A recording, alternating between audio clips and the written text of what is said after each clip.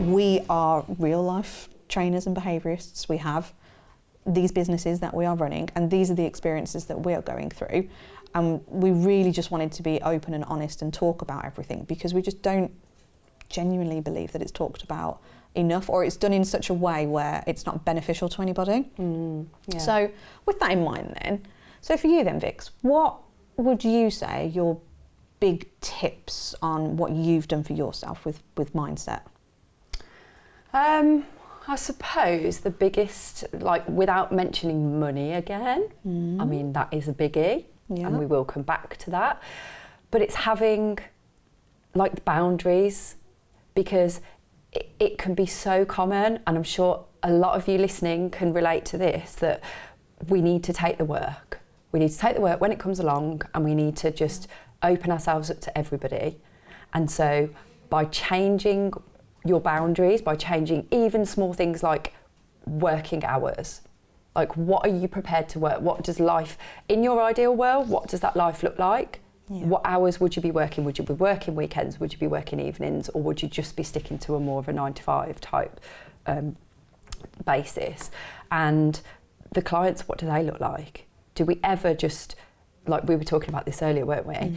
Do we have an avatar in our head about our client? What do we want them to act like with us? How do we want them to interact with us? How do we want them to perform? How do we want them to interact with their dog? What sort of relationship do we want them to have with their dog, and what relationship don't we want them to have? So it's all these little factors for me that I've gone, do you know what? And we'll be coming back to niche, won't we? We'll be talking about niche on a later episode, but it comes almost back to niche a little bit, of going, I need to do what's right for me.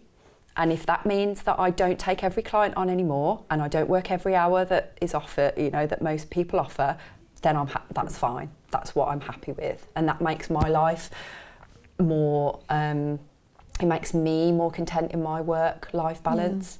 Great. So those things for me are probably the biggest. Yeah. And do you know, I can completely resonate with that about, you almost subconsciously told, aren't you, in industry, that you have to be working evening and weekends because everybody else works full time. And when you break it down logically, it just makes no sense, because if that was the case, then all of these other professions that are out there, you wouldn't have anything open during Monday through Friday, 9 till 5, would you? No, nothing could be open. But for some reason, we tell ourselves, oh, because it's a dog, people's expectations of having a dog, they will do it outside of their work hours. And if anything, we all prove, and I'm pretty certain all of you listening will have proved this to some extent, you will have clients that you are seeing during the week, during daytime hours. That's not evenings.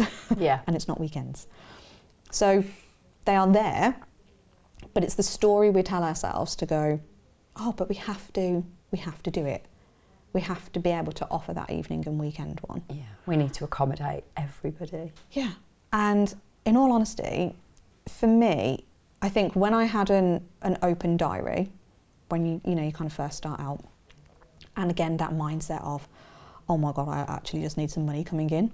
I literally just need to take anything. I'll be at your beck and call. I will do all of it. You tell me what you need, I will do it. I'm there. Because you're in that scarcity mindset of, oh my God, I need some cash in, and I need to prove that I can make this work. But then for me, when the kids came along, and when I was, even through pregnancy, I was like, I can't physically do any of that. Like, I'm physically exhausted, and now I have another human being to look after. I can't do all of those hours. And guess what? My business did not plummet. If anything, it skyrocketed because I started to put some of those boundaries in. And it just makes you realise and think, why?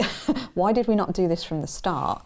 It's almost like we tell ourselves again that story of, well, I'll do that for a certain period of time, and then once it's all up and running, then I'll put the boundaries in.